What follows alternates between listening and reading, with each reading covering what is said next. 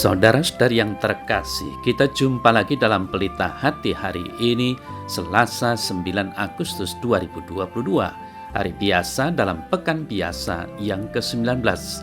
Bersama saya Romo Thomas Suratno SC dari Paroki Cilandak, Jakarta Selatan, mendengar dan merenungkan sabda Tuhan, yakni firman Tuhan yang tersurat dalam Injil Matius, bab atau pasal 18, ayat 1 sampai dengan 5, ayat 10, ayat 12 sampai dengan ayat 14.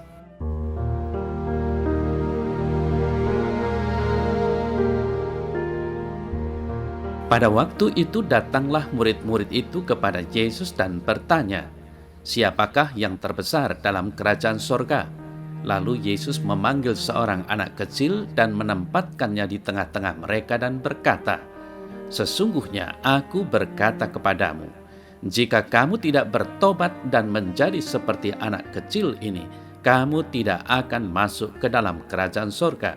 Sedangkan siapa saja yang merendahkan diri dan menjadi seperti anak kecil ini, dialah yang terbesar dalam kerajaan sorga. Siapa saja yang menyambut seorang anak seperti ini dalam namaku, ia menyambut aku. Ingatlah, jangan menganggap rendah salah seorang dari anak-anak kecil ini, karena aku berkata kepadamu, ada malaikat mereka di sorga yang selalu memandang wajah Bapakku yang di sorga. Bagaimana pendapatmu? Jika seorang mempunyai 100 ekor domba dan seekor di antaranya sesat, tidakkah ia akan meninggalkan yang 99 ekor di pegunungan dan pergi mencari yang sesat itu? Sesungguhnya aku berkata kepadamu, jika ia berhasil menemukannya, lebih besar kegembiraannya atas yang seekor itu daripada atas yang ke-99 ekor yang tidak sesat. Demikian juga Bapamu yang di sorga tidak menghendaki salah seorang dari anak-anak ini hilang."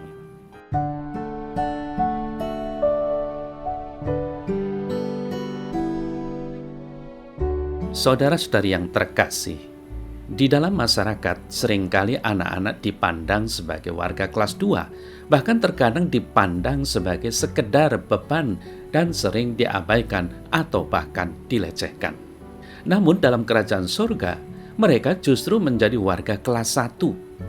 Pada kenyataannya sifat seperti anak-anaklah sebagai syarat mutlak agar dapat masuk ke dalam kerajaan surga.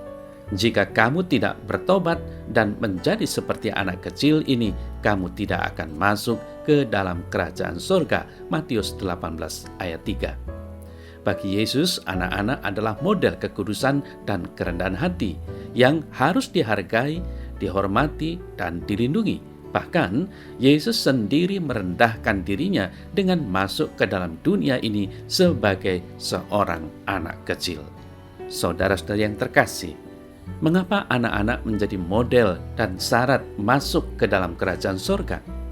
Barangkali karena kemampuan anak-anak kecil untuk melaksanakan perintah Allah untuk mengasihi Allah dan sesama, yakni bahwa anak-anak kecil kelihatannya mampu menerima tanpa syarat, tersenyum tanpa alasan, mengampuni dan melupakan dengan mudah, dan menaruh kepercayaan tanpa mencoba mengetesnya lebih dulu, menerima apa yang dikatakan orang-orang dewasa dengan mudah.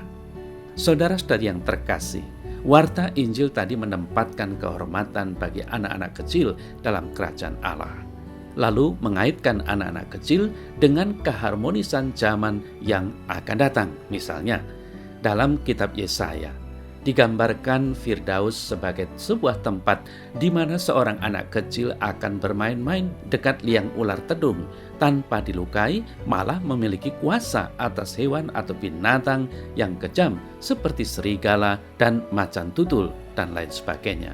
Sementara warta Injil hari ini mengharapkan kita untuk mempertimbangkan sifat-sifat anak diri kita sendiri dalam hidup sebagai orang beriman.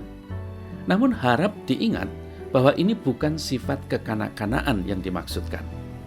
Saudara-saudari yang terkasih, apakah kita orang dewasa mau dan bisa meniru atau meneladan sifat anak-anak itu? Kelihatannya mudah, apalagi kita sudah pernah menjadi anak kecil, bukan? Maka ya lakukanlah.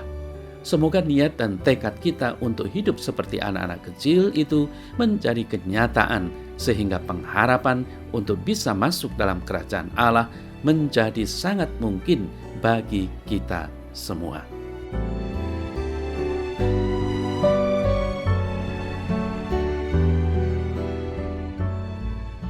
Dalam nama Bapa dan Putra dan Roh Kudus. Amin.